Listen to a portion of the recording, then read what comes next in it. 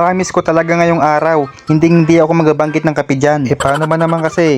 Hindi ko na videohan. Naubos na yung kape ko sa kakahigop ko. Hindi pala nakarecord yan. Nga naman, mababagpagal lang ako ng bota at saka medyas dyan. Ngayong araw pala na Sabado talagang paalis na kami dyan. Teka lang, sarado kong bulsa, wala namang laman. At oo nga pala no mga kababayan, dito ay yung susi ko, magdamag yan dyan. Kakaunti ang masamang loob sa Taiwan. Kung may gagawa man, ako po huli agad yan. Dito ngayon nag-start na ako ng motor no, para umalis pababa ng bundok yan. At bago ako tumawid dito, naka-stoplight yan. Ganyan po ka-respeto ang Taiwan. Kahit wala masyadong sasakyan na dumadaan, kailangan mong gumalang. Alam nyo kung bakit no? Kasi kapag hindi kayo sumunod dyan, naku po, puro CCTV dyan, 2 to 3 days lang, multa ka dyan. Sa mga walang lisensya dyan, ingat lang. Kasi wala naman ditong MMDA at enforcer dyan. Puro CCTV lang. At overspeeding police officer lang. At ako nga po ay magkapatimbang no. Yan po ang aking timbang ay 60. So ayun po no, kami po ay nag-i-start na ng trabaho ngayon at naawa ako sa isang gagambang kuryente dahil nawalan po ng bahayan no. Paano ba naman kasi? Ang daming palapa sa gilid-gilid niya, kailangan tanggalin, nasagi siya. Sa pinakataas po pala kayo ng bundok dyan, no? Naglilinis po kami, tsaka nag-spray po kami dyan ngayong araw na Sabado. At napakagandang view po dito kasi yung gilid po niya is dagat na puno. Ayun po. Ang dagat po pala rito ay hindi po pwedeng liguan yan kasi bigla pong lalim yan. At marami na po namatay talaga dyan.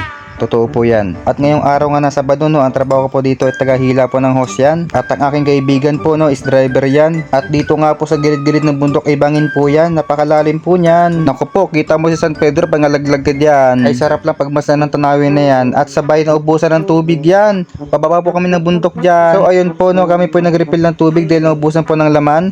At ako'y kabado po dyan habang nag-vlog yan kasi pababa po ng bundok talaga yan. Naku po, bawal ang mahinang nilalang. Kahit sanay na tayo talagang kabado pa rin yan. At tignan nyo po kung maigi kung gaano katirik yan. So ayun po no, pagbalik namin ako'y naghihila ng host dyan, nagpa-video sa aking kaibigan.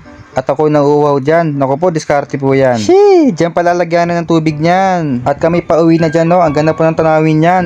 Kaso napakainit niyan. Parang Pilipinas lang.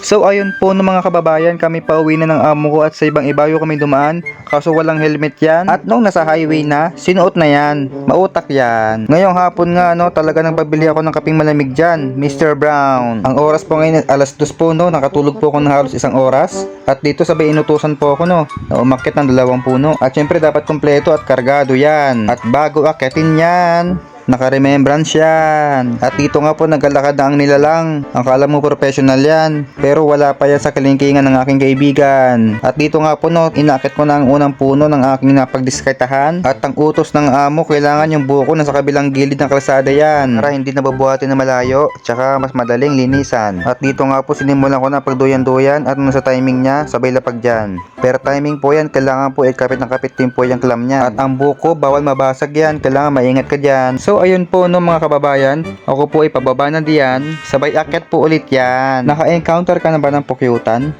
Naku po, ang sakit ng agat niyan. Abot kalamnan. At dito nga po no, aking dinuyan-duyan. At maya-maya lang, medyo parang kinapos yan. Pero sa timing pa rin yan. At dito nga po, ako'y pababa na no. At pinangawakan ko ang pangako ng aking amon, 2 puno lang. Naku po, sinungaling yan. Naging 4 na puno yan. Yung pala may order yan. Naku naman. So ayan po mga kababayan no, kami po pauwi na. At aking nilagpasan. Yan po ang 4 na puno niyan. At sabay na uhaw yan. Akala pagod na pagod yan. 4 na puno lang at may 200, tas binilan pa niyan. Ang kapal ng mukha niyan. At sabay naligo yan. At sinayawan.